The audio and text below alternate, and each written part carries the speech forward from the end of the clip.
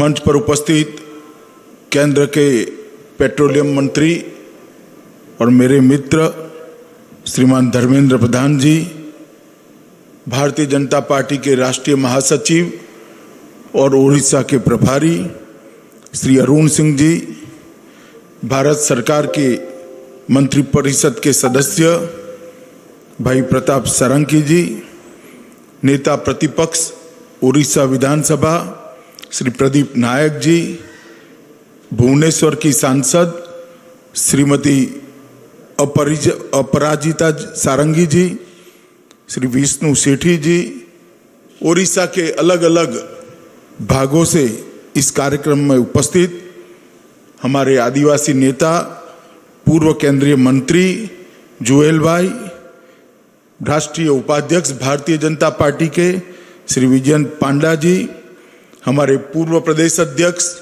सांसद भाई वसंत पांडा जी, सुरेश पुजारी जी, केवी सिंह देव जी, और इस वर्चुअल रैली के माध्यम से जुड़े हुए ओडिशा के लाखों लाखों कार्यकर्ता और ओडिया जनता को मैं प्रणाम करता हूं। सबसे पहले मेरी बात शुरू करने के पहले मैं महाप्रभु जगन्नाथ के चरणों में मन से उनको स्मरण कर प्रणाम करना चाहता हूं। मैं प्रणाम करना चाहता हूं ये ओडिशा की संस्कार भूमि को, जहां महाप्रभु स्वयं विराजमान है, वो भूमि जिसने हमेशा अपने संस्कार और अपनी स्वतंत्रता के लिए लड़ने में कोई कमी नहीं छोड़ी। कलिंग युद्ध के माध्यम से अपनी स्वतंत्रता के लिए विश्व विख्यात युद्ध लड़कर सम्राट अशोक को प्रियदर्शी बनाने का काम जिस प्रदेश ने किया, वो महान माटी को मैं मन से प्रणाम करना चाहता हूं।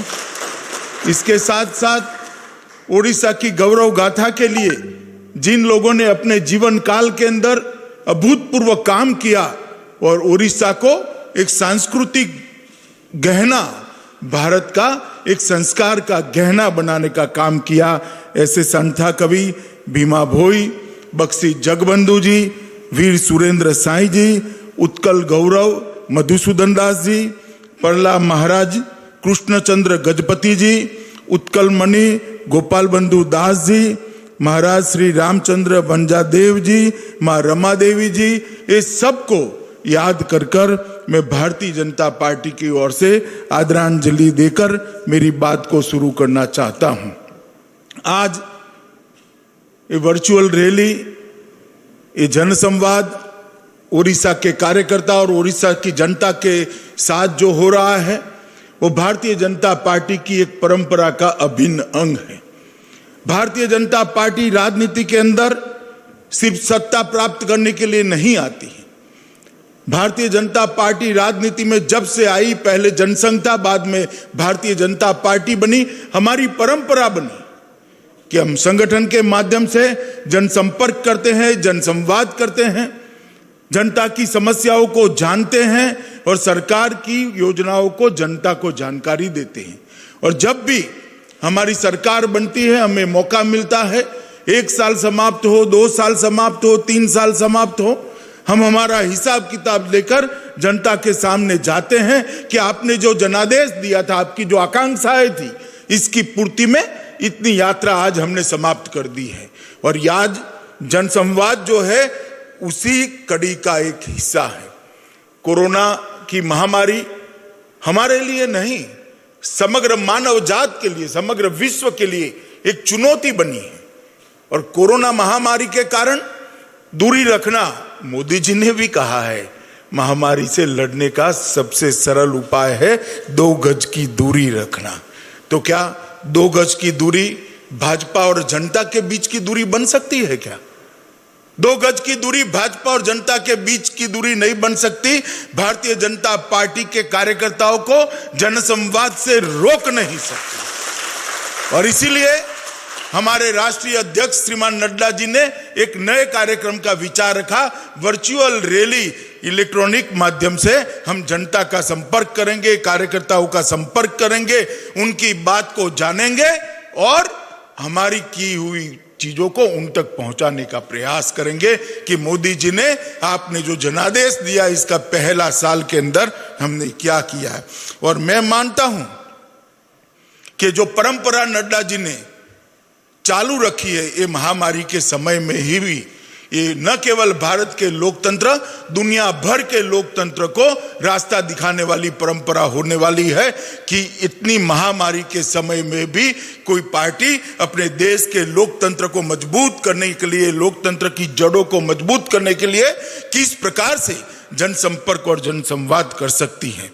मैं नड्डा जी को और देश भर के करोड़ों कार्यकर्ताओं को एक दूसरे काम के लिए भी बधाई देना चाहता हूं कि जब ये कोरोना महामारी शुरू हुई, लाखों करोड़ों मजदूर, प्रवासी मजदूर अपने गांव पे जाने के लिए लालायित थे, उत्सुक थे, अपने परिवार के साथ रहना चाहते थे। उनको चिंता थी बूढ़े माँ बाप की, छोटे बच्चों की, गांव में जो उनकी पत्नी माँ बाप की सेवा कर रही है उसकी चिंता थी, वो मिलना चाहते थे, मगर उस वक्त हालात कुछ ठीक नहीं थे। मोदी जी ने अपील करी और देश भर में कैंप लगाए गए, चाहे इस पक्ष की सरकार हो, वो पक्ष की सरकार हो, भाजपा की हो, विपक्ष की हो, किसकी भी सरकार हो, सब सरकारों ने अच्छा काम किया, कैंप लगाए और उनको रहने के लिए व्यवस्था की। भारतीय जनता पार्टी के करोड़ों कार्यकर्ता ने 11 करोड़ से ज्यादा लोगों को भोजन कराकर एक उम्दा काम किया। 11 करोड़ टंक मतलब एक समय का भोजन। एक व्यक्ति को एक समय 2 भोजन देने पड़ते हैं। भारतीय जनता पार्टी के कार्यकर्ताओं ने एक कोरोना महामारी के खिलाफ लड़ने के लिए मोदी जी के ऐलान को उठाया, उनके आह्वान को उठाया और लोगों के बीच में जाकर ये करा। मैं पार्टी अध्यक्ष, उनकी टीम और समस्त करोड़ों कार्यकर्ताओं को हृदय से बधाई देना चाहता हूं। मेरा भी सीना गजगज फूल जाता है जब मुझे भी गौरव होता है जब किसी किशोर कार्यकर्ता को, एक बूढ़े मजदूर को खाना देते हुए देखता हूं और गले में एक फटका देखता हूं। मालूम पड़ता है कि मेरा भारतीय जनता पार्टी का कार्यकर्ता गरीब की भूख मिटाने के लिए आज रोड पर उतरा है, तो मुझे भी बहुत गौरव होता है। मित्रों, मैं उड़ीसा की जनता का भी बहुत बहुत हृदय से आभार मानना चाहता हूं, क्योंकि आज मोदी जी पूर्ण बहुमत के साथ 300 से ज्यादा सीटों के साथ जो देश को विश्व के अंदर सबसे ऊंचे स्थान की ओर ले जाने के लिए प्रयत्नशील है, आत्मनिर्भर भारत बनाने के रास्ते पर वो आगे बढ़ चुके हैं। उसमें उड़ीसा की जनता का आशीर्वाद न होता तो ये संभव ही नहीं होता। लोकसभा के चुनाव के अंदर उड़ीसा की जनता ने, महान उड़िया जनता ने 38.4% वोट और 8 सीटों पर विजय देकर मोदी जी के हाथ मजबूत करे। इसी का कारण है कि आज मोदी जी के साथ उड़ीसा की जनता का भी आशीर्वाद बना हुआ है।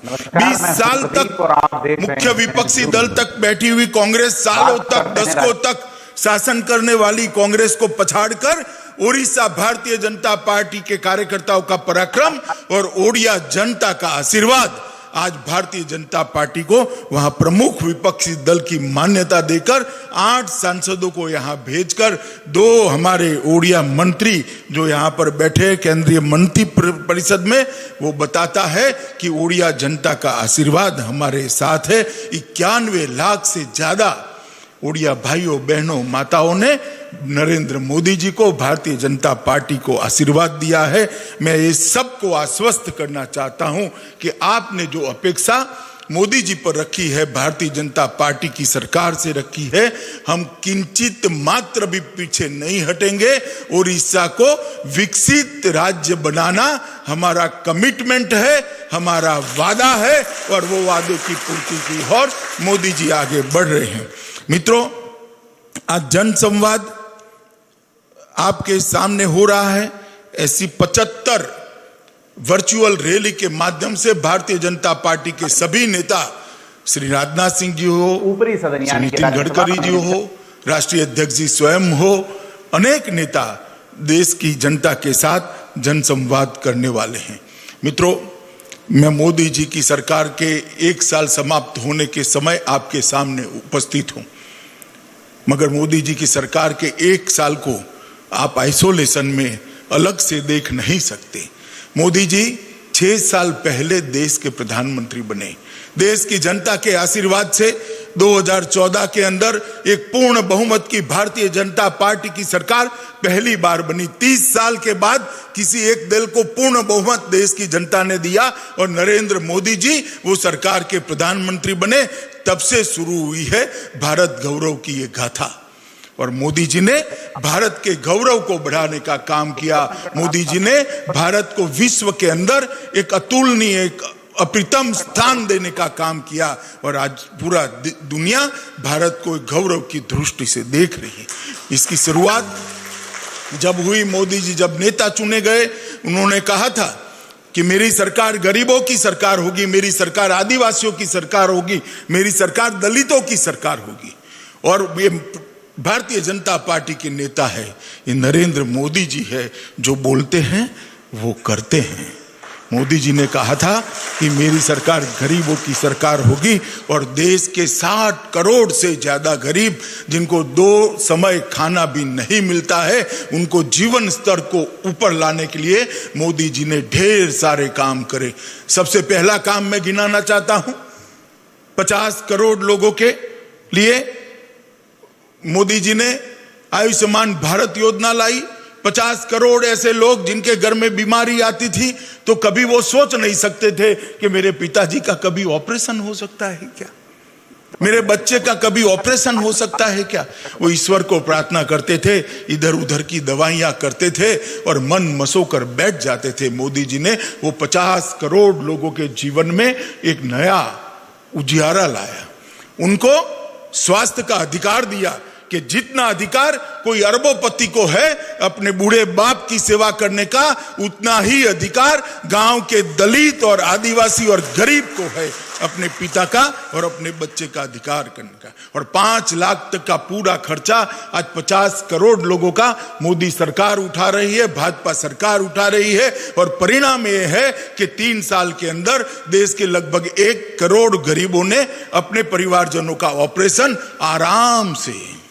आराम से एक अच्छे अस्पताल के अंदर कराया है और उनके आयुष्य को अच्छे तरीके से अपने ईश्वर ने जो तय किया है उतना आयुष्य उनका आज हो रहा है। उनको घर तक पहुंचने का सारा खर्चा भारतीय जनता पार्टी की मोदी सरकार दे रही है। गरीबी हटाओ का नारा देने वाली कांग्रेस पार्टी सिर्फ नारा के आधार पर जीती थी।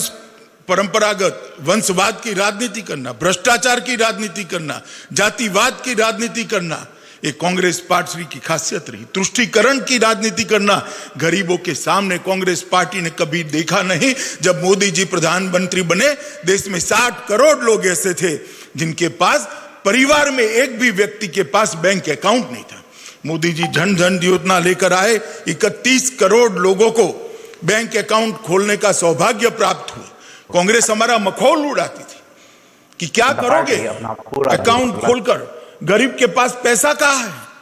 मैं आज उनको कहना चाहता हूं कि मोदी जी ने 51 करोड़ लोगों के बैंक अकाउंट के अंदर 53 करोड़ से ज्यादा पैसा डायरेक्ट डीबीटी से पहुंचा है, बिचौलियों के बगैर पहुंचा है।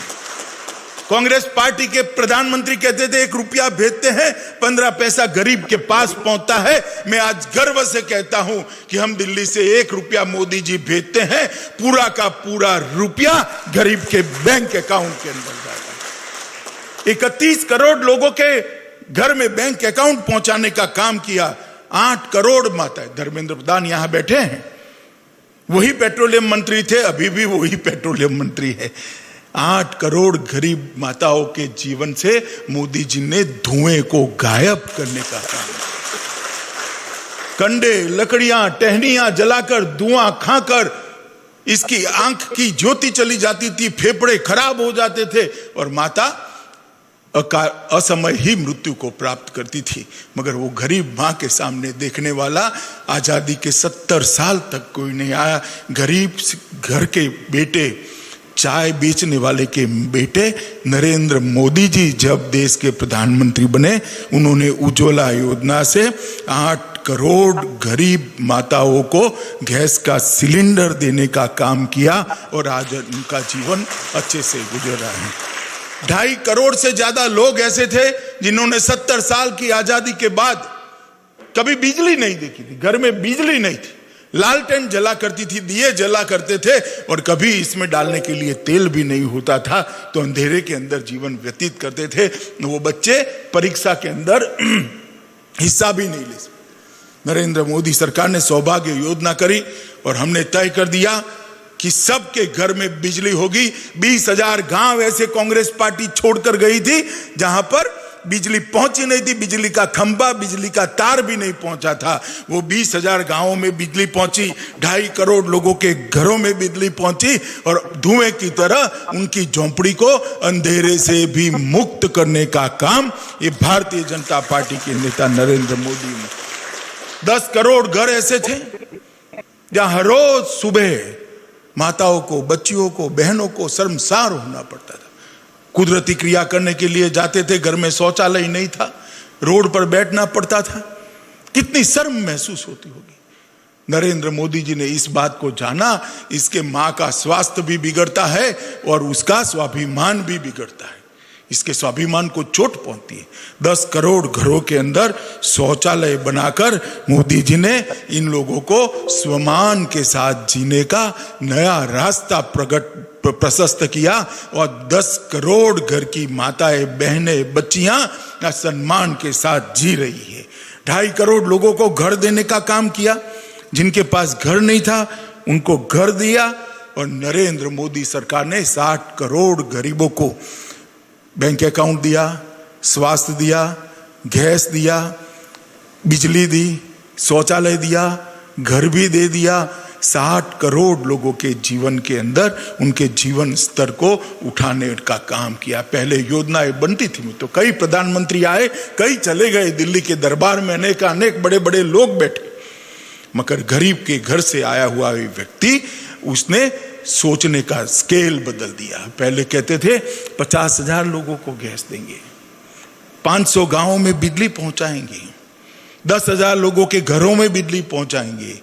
मोदी जी ने रास्ता बदल दिया, हर व्यक्ति को स्वास्थ्य देंगे, हर घर में बिजली पहुंचाएंगे, हर घर में गैस देंगे, हर गांव को हम बिजली से युक्त करेंगे। और इसके साथ साथ मोदी जी ने भारत के गौरव को भी पहले ही टर्म के अंदर आसमान को छूने का काम किया।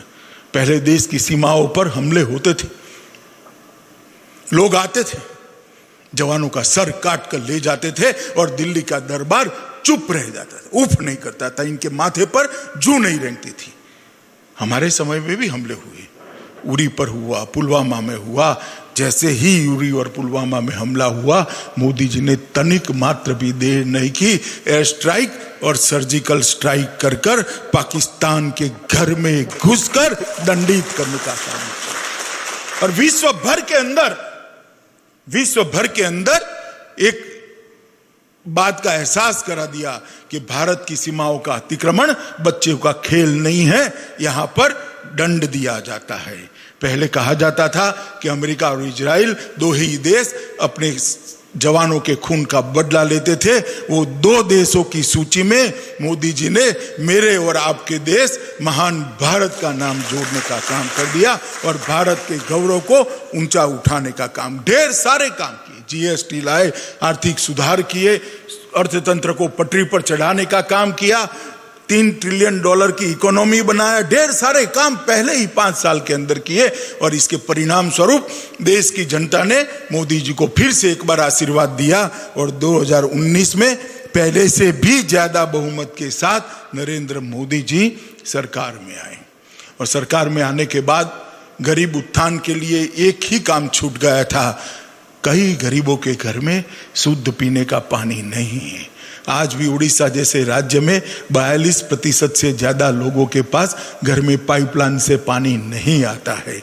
नरेंद्र मोदी जी ने जल शक्ति मंत्रालय बनाया, जल जीवन मिशन बनाया और संकल्प किया कि 2022 के पहले ये 25 करोड़ घरों के अंदर 25 करोड़ लोगों को शुद्ध पीने का पानी पाइपलाइन के माध्यम से पहुंचाएंगे और इनकी सबकी सब कमी हम। कितना बड़ा फैसला है मित्र। 25 करोड़ लोगों के जीवन के अंदर फ्लोराइड युक्त पानी की जगह शुद्ध पीने का पानी पहुंच जाए तो उसके स्वास्थ्य पर का खर्चा 1/10 हो जाए, 1/10 हो जाए।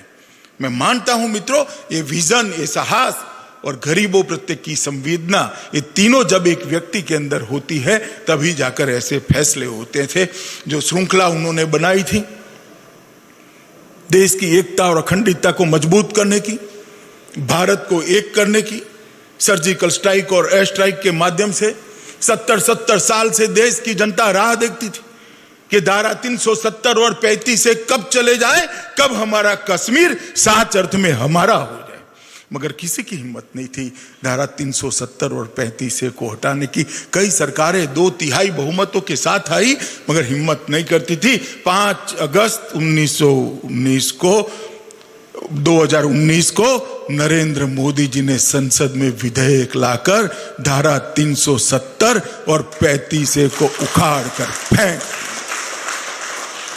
और हम सभी भारतीय जनता पार्टी के कार्यकर्ता बच्चे थे तब से नारा लगाते थे, जहां हुए बलिदान मुखर्जी वो कश्मीर हमारा है। मगर हम कश्मीर को हमारा नहीं देख पाते थे। मोदी जी ने जिस पल धारा 370 और 35 को हटाया, कश्मीर हमेशा के लिए मां भारती के मुकुटमणि बनकर भारत का अभिन्न हिस्सा बनाने का बहुत बड़ा फैसला है मित्रों। और मुझे मालूम है, मेरे विभाग का बिल था, कितना साहस चाहिए इस फैसले पर निर्णय करने का। और वो साहस हमारे नेता और देश के प्रधानमंत्री नरेंद्र मोदी जी में है। मित्रों, श्री राम जन्मभूमि का विवाद 150 साल से केस चला। करोड़ों लोग न केवल भारत में, दुनिया भर में राह देखते थे कब जहां श्री राम का जन्म हुआ था वहीं उनके सम्मान के अनुरूप एक भव्य मंदिर का निर्माण हो। कितनी साल कोर्ट केस में चला मगर इसका रास्ता नहीं निकलता था। नरेंद्र मोदी सरकार को दोबारा आपने बहुमत दिया, सटीक तरीके से अपना पक्ष रखा गया, कोर्ट ने फैसला दिया और श्री राम जन्मभूमि का निर्माण के लिए श्री मोदी जी ने ट्रस्ट की रचना कर श्री राम जन्मभूमि के निर्माण का रास्ता प्रशस्त कर दिया। और कुछ ही दिनों में आसमान को छूने वाला भव्य श्री राम का मंदिर आज हम देख पाएंगे। मित्रों, देश की करोड़ों मुस्लिम माताएं बहनें अपने अधिकार के लिए सालों से लड़ रही थी कि हमारे साथ ये अन्याय क्यों, हमारे साथ बराबरी का व्यवहार क्यों नहीं होता। मगर वोट बैंक की लालच और तुष्टीकरण की राजनीति वो ट्रिपल तलाक को कभी डिस्टर्ब नहीं करती थी। नरेंद्र मोदी जी ने जैसे ही राज्यसभा में बहुमत मिला, ट्रिपल तलाक को उखाड़ कर फेंक दिया और करोड़ों मुस्लिम माताओं को न्याय और सम्मान दिलाने का काम ये भारतीय जनता पार्टी की नरेंद्र मोदी सरकार ने। विभाजन हुआ तब से करोड़ों शरणार्थी हमारे पड़ोसी देशों से भारत के अंदर आए। देश का वादा था कि हम आपको सम्मान देंगे, नागरिकता देंगे, बरोबरी का व्यवहार करेंगे। वहां पर तो उनके साथ अन्याय हुआ ही था मगर हमारे देश में भी अन्याय हुआ। 70 साल तक उनको नागरिक बनाने की कोई वैधानिक प्रक्रिया नहीं हुई। वो लटकते रहे, त्रिशंकु की तरह अधर में लटकते रहे। नरेंद्र मोदी सरकार आई, सिटीजनशिप अमेंडमेंट एक्ट आया और वो करोड़ों शरणार्थियों को आज भारत के नागरिक बनने का सम्मान ये भारतीय जनता पार्टी की नरेंद्र मोदी सरकार ने दी। मित्रों, जब चुनाव होता था मैं राहुल बाबा को देखता था, मीडिया भी उनको बहुत दिखाती, तो राहुल बाबा गरज कर बोलते थे, किसानों के ऋण माफ कर दीजिए, किसानों के ऋण माफ कर दीजिए, किसानों के ऋण माफ कर दीजिए। अरे भाई, मैं पूछना चाहता हूं ये सारी कांग्रेसी जमात को कि आपने किसानों का कितना ऋण माफ किया, जरा बताइए। 10 साल में 3.5 करोड़ किसानों का 60,000 करोड़ रुपया, इसका भी हिसाब किताब नहीं है फिर भी मैं मान लेता हूं 60,000 करोड़ रुपया आपने माफ किया था। नरेंद्र मोदी जी ने किसान सम्मान निधि लाकर 9.5 करोड़ किसानों के बैंक अकाउंट में 72,000 करोड़ रुपया डालने का, और एक बार नहीं हुआ है। हर साल 6,000 रुपया गरीब किसान के खाते में जाएगा, बड़े किसान के खाते में जाएगा, मझले किसान के खाते में जाएगा। आपने तो सिर्फ 60,000 करोड़ रुपया एक बार किया था, 3.5 करोड़ किसानों का किया था। हम 9.5 करोड़ किसानों को हर साल 6,000 रुपया देंगे, और ये किसानों को नरेंद्र मोदी जी ने दी हुई बहुत बड़ी सौगात है। मित्रों, दुकानदार, असंगठित क्षेत्र, श्रमिकों को पेंशन की योजना, व्यापारी कल्याण बोर्ड का गठन कर छोटे और मझले व्यापारियों के कल्याण की व्यवस्था करना, और तीनों सेनाओं के बीच में संकलन हो, इसलिए CDS की रचना करने का काम भी भारतीय जनता पार्टी की नरेंद्र मोदी सरकार ने की। मित्रों, जब कांग्रेस की सरकार थी, मनमोहन सिंह जी प्रधानमंत्री थे, उन्होंने RCEP की नेगोशिएशन की शुरुआत की थी। RCEP का नेगोशिएशन हुआ, अगर RCEP पर दस्तखत हो जाता तो इस देश का छोटा व्यापारी, छोटा उद्यमी, छोटा किसान, पशुपालक, मत्स्य उद्योग वाले, माछीमार सब अपना जीवन दुष्कर तरीके से जी पाते, अच्छे से सम्मान से नहीं जी पाते।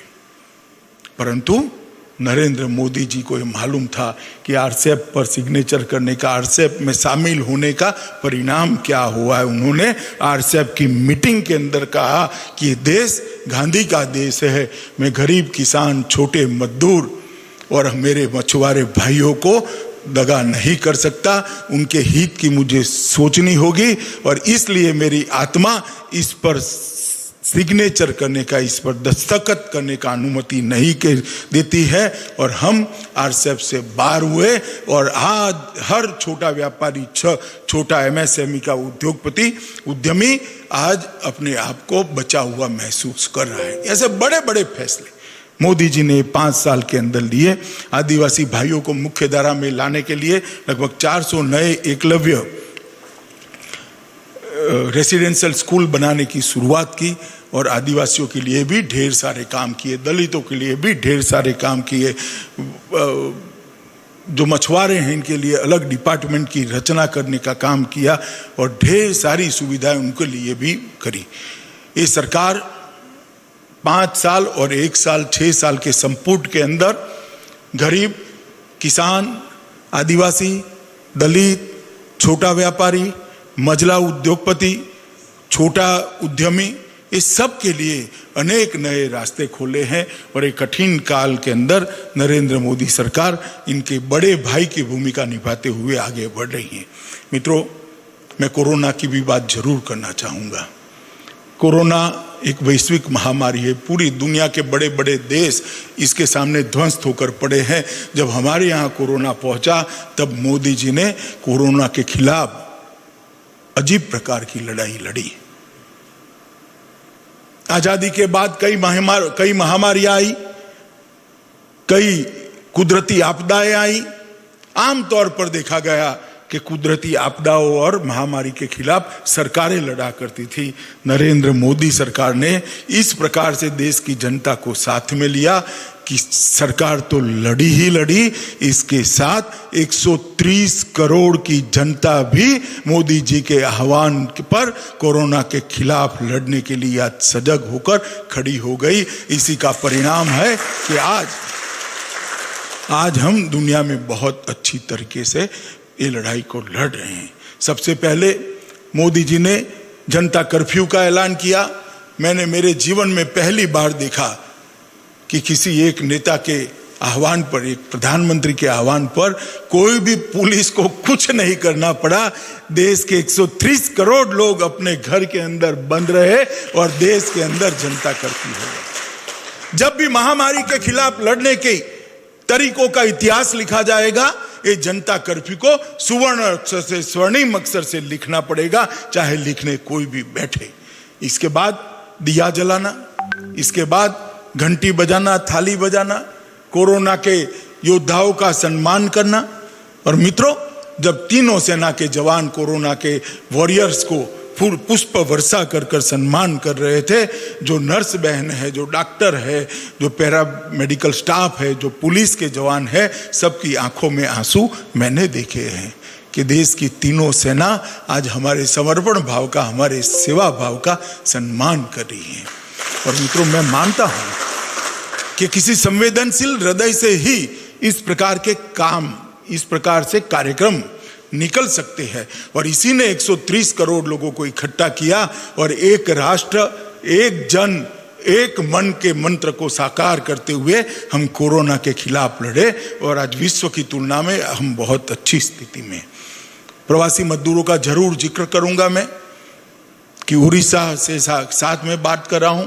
बहुत सारे उड़िया भाई, लगभग 3 लाख से ज्यादा उड़िया भाई अलग अलग क्षेत्रों में से वापिस उड़ीसा पहुंचे। उनको तकलीफ जरूर पहुंची, मैंने भी देखा है दृश्य। इसका दुख भी है, हम सबको भी, हमारे प्रधानमंत्री जी को भी है, मगर उनकी तकलीफ से ज्यादा उनकी सुरक्षा थी। मोदी जी ने 1 मई को श्रमिक ट्रेन चालू किया। सारे कैंपों से राज्य सरकार की एसटी बसें, सिटी बसें उनको रेलवे स्टेशन पर पहुंचाई। राज्य सरकारों ने इसके रेलवे के भाड़े का खर्चा उठाया। रेलवे ने उनको भोजन और पानी दिया। रेलवे स्टेशन पर जैसे ही उतरे, राज्य सरकार की बसों उनको क्वारंटाइन सेंटर के अंदर ले गई, अपने गांव में ले गई, जिलों में ले गई, उनको वहां खाने पीने की व्यवस्थाएं करी। और वो व्यवस्था के साथ साथ सबने उनको 1-1 हजार रुपया, 2-2 हजार रुपया, उड़ीसा सरकार ने शायद 2 हजार रुपया जो निकले वो सभी को दिया है। इसकी चिंता केंद्र और राज्य दोनों ने मिलकर बहुत अच्छे तरीके से की है और इसी का परिणाम है कि 1.25 करोड़ लोग अपने घर के अंदर अपने बीवी, बच्चे और बूढ़े माँ बाप के साथ सलामत तरीके से पहुंचे हैं। और आज कुछ वक्रदृष्टा लोग हैं, जो विपक्ष के लोग हैं, वो जब सवाल उठाते हैं, मैं उनको पूछना चाहता हूं, भैया हमारी तो कहीं चूक भी हुई होगी, मगर निष्ठा हमारी बरोबर थी, हमारी गलती हो ही होगी, हम कहीं कम पड़ गए होंगे, कुछ नहीं कर पाए होंगे, मगर आपने क्या किया? कोई स्वीडन में बात करता है अंग्रेजी में देश के कोरोना से लड़ाई लड़ने के लिए, कोई अमेरिका में बात करता है। आपने क्या किया? इसका हिसाब तो देश की जनता को दो जरा। मैं हिसाब देने आया हूं। नरेंद्र मोदी सरकार ने जैसे ही कोरोना की आफत आई, देश के 60 करोड़ लोगों के लिए 1,70,000 करोड़ रुपए का पैकेज देश की जनता के लिए पहुंचा। आप हमें सवाल पूछते हैं, आप हमें सवाल पूछते हैं कितनी आपत्तियां आई? इंटरव्यू के अलावे कांग्रेस पार्टी ने कुछ नहीं किया था। ये भारतीय जनता पार्टी की नरेंद्र मोदी सरकार है जिसने 1,70,00,000 रुपया लोगों को पहुंचाने का काम किया है। और मैं बताना चाहता हूं ओडिया वासियों, मैं बताना चाहता हूं ओडिशा के कार्यकर्ताओं को, घर घर जाकर ये बात पहुंचाइए। किसान सम्मान निधि 36.5 लाख ओडिशा के किसानों को 725 करोड़ रुपया भारतीय जनता पार्टी की सरकार ने सीधा इनके बैंक अकाउंट के अंदर आज तक पहुंचाया है। महिला जनधन खाते लगभग 40 लाख गरीब महिलाओं को 593 करोड़ रुपया पहुंचाने का काम भारतीय जनता पार्टी की सरकार ने किया है। सामाजिक सुरक्षा पेंशन, दिव्यांगजन, बूढ़े, इस सबको, और विधवा त्यक्ता बहनें, इस सबको 3 करोड़ लोगों को 20 लाख अकाउंट में, मैं सिर्फ ओडिशा का आंकड़ा बताता हूं, 20 लाख लोगों को 206 करोड़ रुपया पहुंचाने का काम किया है। कंस्ट्रक्शन वर्कर को 418 करोड़ रुपया पहुंचाया। 28 लाख लोगों को उज्ज्वला योजना के 3 गैस के सिलेंडर फ्री देने का काम किया।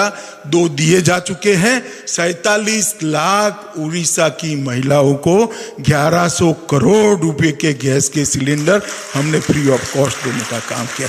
कुल 1.71 लाभार्थियों को 3,000 करोड़ रुपया भारतीय जनता पार्टी की सरकार ने सिर्फ ओडिशा के गरीबों को पहुंचाया है। और देश भर में 51 करोड़ लोगों को 53,000 करोड़ रुपया पहुंचाने का काम ये भारतीय जनता पार्टी ने किया है।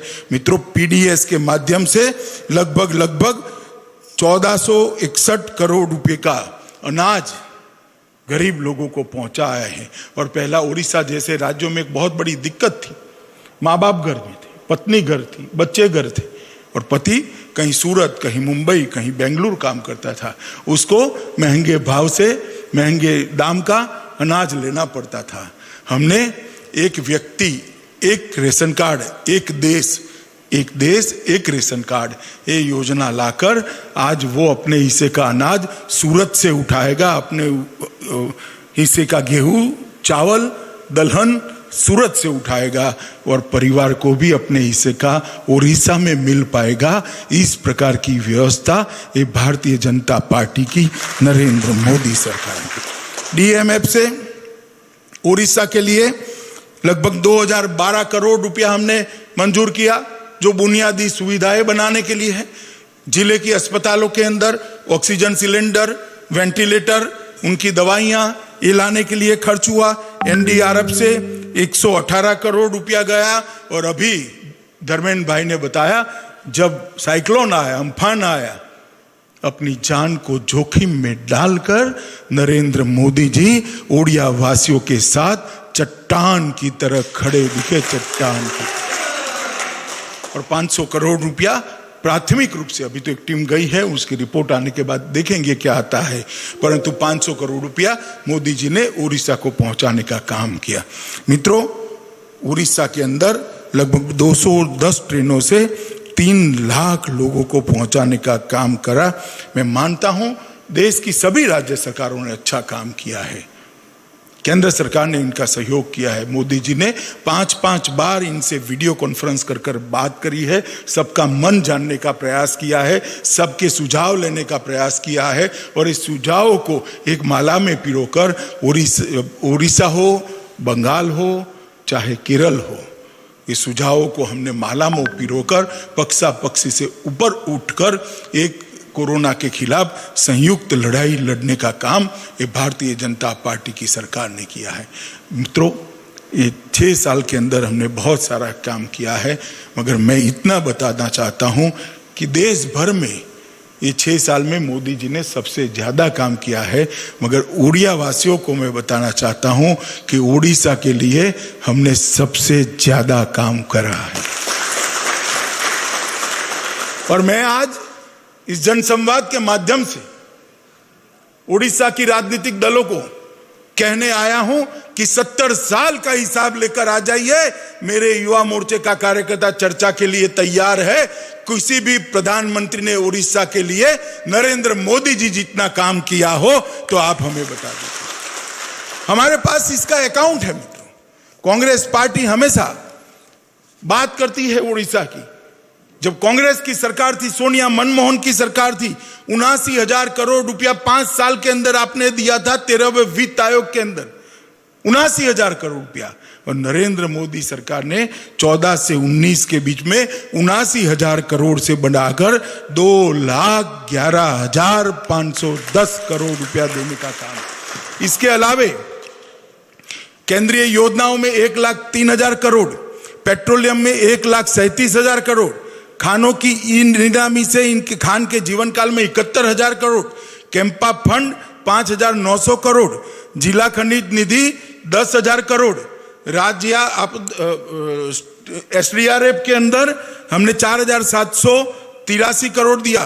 कुल मिलाकर उड़ीसा को जब कांग्रेस सरकार 79,486 करोड़ देती थी, भाजपा सरकार ने, नरेंद्र मोदी जी ने उड़ीसा को 5 साल के अंदर 5,52,109 करोड़ रुपया देने का काम ये भारतीय जनता पार्टी की सरकार ने।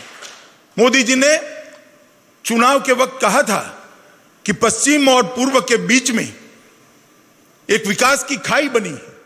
भारत माता की दोनों बाजू, चाहे पश्चिम की हो या पूर्व की हो, दोनों एक समान होनी चाहिए। पूर्वी भारत के विकास पर विशेष ध्यान देना होगा। और मोदी जी के शब्द कभी कोरे वादे नहीं होते हैं। मोदी जी जो बोलते हैं वो करते हैं। चाहे उड़ीसा हो, चाहे बिहार हो, बंगाल हो, नॉर्थ ईस्ट हो, ये सभी राज्यों के लिए ये 5 साल का काल स्वर्णिम काल रहा है। और उड़ीसा के विकास के लिए हमने ढेर सारे काम किए हैं। मित्रों, अभी जो 20 लाख करोड़ का पैकेज लेकर मोदी जी आए, इसमें भी ओडिशा को ढेर सारा फायदा होने वाला है। माइक्रो फूड एंटरप्राइज के लिए 10,000 करोड़ की योजना है। इसमें गंजाम से केवड़ा, कोरापुट से अदरक और कंधमाल की हल्दी, ये तीनों शामिल किए गए हैं। 15 लाख से ज्यादा समुद्री और अंतर्देशीय मछुआरे हैं। पीएम मत्स्य संपदा योजना जो 20,000 करोड़ की है, इसका सबसे बड़ा फायदा उड़ीसा को होने वाला है। 3.91 लाख एमएसएमई है, 3,91,000 एमएसएमई के लिए लगभग 3 लाख करोड़ की लोन का गारंटी भारत सरकार ने लिया है और इसका फायदा भी ओडिशा को बहुत बड़ा होने वाला है। नाबार्ड के माध्यम से जो आपातकालीन कार्यशील पूंजी दी है, इसका भी फायदा उड़ीसा को बहुत होने वाला है। और मैं आपको बताने चाहता हूं कि 14 से लेकर 20 तक नरेंद्र मोदी सरकार ने उड़ीसा के विकास के लिए हमने ढेर सारे काम किए हैं। 451 किलोमीटर लंबा दीघा गोपालपुर तटीय राजमार्ग लगभग 9,000 करोड़ की लागत से, 289 किलोमीटर लंबा Khordha road Bolangir rail line 3,791 crore के खर्च से, NH 55 के 60 किलोमीटर कटक अंगूर संबलपुर खंड का निर्माण 4500 करोड़ से, भारतमाला परियोजना 68 किलोमीटर लंबा रिंग रोड, 82 किलोमीटर लंबी परादीप हरदासपुर रेल लाइन 2,000 करोड़ के खर्चे से, ISPRL चंदीखोल में 4 MTM रणनीतिक पेट्रोलियम भंडार, प्लास्टिक पार्क परादीप के अंदर, भारत के कोयला क्षेत्र के उदारीकरण जो अभी किया है, इसका सबसे बड़ा फायदा अगर किसी को होने वाला है तो उड़ीसा को होने वाला है। राष्ट्रीय इस्पात नीति के तहत पूर्वोदय मिशन में उड़ीसा को बहुत बड़ा फायदा होने वाला है। खोर्धा में पाइका स्मारक जो उड़िया वासियों की स्वतंत्रता का ललक का निशानी है, उड़ीसा संस्कृति का बक्सी जगबंधु जी के साथ जुड़ा हुआ एक गौरव है। 100 करोड़ रुपया धर्मेंद्र जी के डिपार्टमेंट ने पाइका स्मारक के लिए दिया। मित्रों, ये बताता है कि उड़ीसा के गौरव, उड़ीसा की संस्कृति के साथ मोदी जी कितने घुल मिल गए हैं, कितनी समझ है। क्योंकि पाइका स्मारक का सम्मान ये सिर्फ एक स्मारक नहीं है। पाइका के स्वतंत्र संग्राम में जिन्होंने अपने जान की आहुति दी, वो सभी का सम्मान है और बक्सी जगबंधु का सम्मान है। मैं मानता हूं मित्रों, ये समझ शायद इतने साल से कोई प्रधानमंत्री ने समझ के साथ उड़ीसा को देखा तो मोदी सरकार ने देखा है। मित्रों, अभी अभी हमने SDRF के तहत 2193 करोड़ रुपया दिया। चक्रवात फानी के लिए 4,687 करोड़ रुपया लिया। बुलबुल के लिए 500 करोड़ रुपया दिया। अम्फान के लिए 500 करोड़ रुपया दिया। और मनरेगा कार्यक्रम के तहत 2014 से 19 के बीच में 7,762 करोड़ दिया, जो कांग्रेस ने 2006 से 14 के बीच में इतना भी नहीं दिया था। मैं इसलिए बताना चाहता हूं कि हमने उड़ीसा के लिए काफी कुछ किया है। मित्रों, अभी अभी किसानों के लिए MSP को बढ़ाया गया। आज एक भी किसान की फसल का MSP इसकी लागत से 50-1.5 गुने से ज्यादा कम नहीं है। और ये काम नरेंद्र मोदी सरकार ने किया है। धान का भी पैसा बढ़ाया गया और उड़ीसा में मैं बताना चाहता हूं कि कुल उत्पाद के 77% धान होता है। इसका सबसे बड़ा फायदा अगर किसी एक राज्य को हुआ है तो उड़ीसा को हुआ है। मूंग की फसलों में 146 रुपया क्विंटल, उड़द में 300 रुपया क्विंटल और तूर की दाल में 200 रुपया क्विंटल बढ़ाया है। तूर भी दलहन भी लगभग उड़ीसा के अंदर 11% होती है। मित्रों, 812 करोड़ रुपया जल जीवन मिशन के तहत करा और ढेर सारे अंगुल में एल्यूमिनियम पार्क में बुनियादी ढांचे के उन्नयन के लिए 100 करोड़ रुपया दिया। और CPSE द्वारा पिछले 6 वर्षों में मैंने आगे भी बताया 2,12,000 करोड़ रुपए का निवेश किया गया। मित्रों, यही बताता है कि मोदी जी उड़ीसा के विकास के लिए कटिबद्ध हैं। मगर मैं भारतीय जनता पार्टी के सभी कार्यकर्ताओं को अपील करने आया हूं। मेरी आपसे अपेक्षा है, मैं जब पार्टी का अध्यक्ष था तब भी उड़ीसा के हर जिले में जाने का मुझे गौरव प्राप्त हुआ है। हर जिले में मैं गया हूं। उड़ीसा के कार्यकर्ताओं ने परिश्रम की पराकाष्ठा की है। आज आपको जो वोट मिले हैं वो आपके परिश्रम का ही कारण है कि मोदी जी के जादू को आपने मतों के अंदर परिवर्तित कर भारतीय जनता पार्टी को 8 सीटें लोकसभा के अंदर दिलाई है। मगर हमारा काम पूरा नहीं हुआ है। मेरे समय में काम अधूरा हुआ है। नड्डा जी के समय में एक काम पूरा करना है, उड़ीसा को भारतीय जनता पार्टी का अभेद गढ़ बनाने का काम भारतीय जनता पार्टी के कार्यकर्ता। ये पूर्वी राज्य, संस्कार केंद्र भारत का विकसित राज्य होना चाहिए। उड़ीसा का व्यक्ति मजदूरी करने के लिए कहीं और जाए, ऐसी स्थिति ना आनी पड़े। भविष्य में कोई प्रधानमंत्री ने श्रमिक ट्रेनें न चलानी पड़े। इस प्रकार के उड़ीसा की रचना केवल और केवल भारतीय जनता पार्टी ही कर सकती है। इसलिए मैं आप सबको अनुरोध करना चाहता हूं कि उड़ीसा को, संगठन को मजबूत करिए, पार्टी के विस्तार को आगे ले जाइए और पार्टी के विस्तार के माध्यम से उड़ीसा को भारतीय जनता पार्टी का एक गढ़ बनाना चाहिए। मित्रों, नरेंद्र मोदी जी ने आत्मनिर्भर भारत का एक आह्वान किया है। ऐसा भारत कि जिसके 130 करोड़ लोग भारतीय चीजों का ही उपयोग करें। मैं भारतीय जनता पार्टी के करोड़ों कार्यकर्ता और देश की जनता को, उड़ीसा की जनता को अपील करने आया हूं कि आज हम संकल्प कर जाए, जहां तक हो हम भारत में बनी हुई चीजों का ही उपयोग करेंगे। विदेशी चीजों का हम बहिष्कार कर भारत के अर्थतंत्र को आत्मनिर्भर बनाएंगे।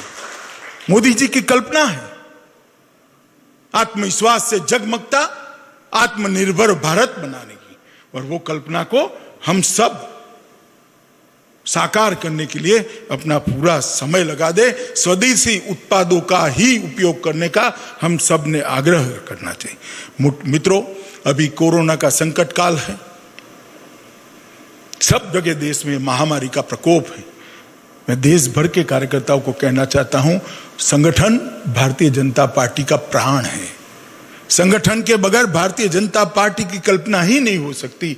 मगर आज भाजपा के हर कार्यकर्ता के लिए सेवा ही संगठन होना चाहिए। देश भर के सभी कोरोना से ग्रसित लोगों को बचाने के लिए भारतीय जनता पार्टी के हर कार्यकर्ता ने सेवा करने के लिए आगे आना चाहिए। यही मेरा आप सबको अनुरोध है। आइए एक साथ मिले, उड़ीसा को भारतीय जनता पार्टी का गढ़ बनाए और मोदी जी की कल्पना का आत्मविश्वास से जगमग आत्मनिर्भर भारत के निर्माण की दिशा में आगे बढ़े। यही आप सबको मेरी शुभकामनाएं भी है और यही आप सबसे मेरी अपेक्षाएं भी है। धन्यवाद। मेरे साथ बोलिए, जय जगन्नाथ। भारत माता की जय। जगन्नाथ। भारत माता की।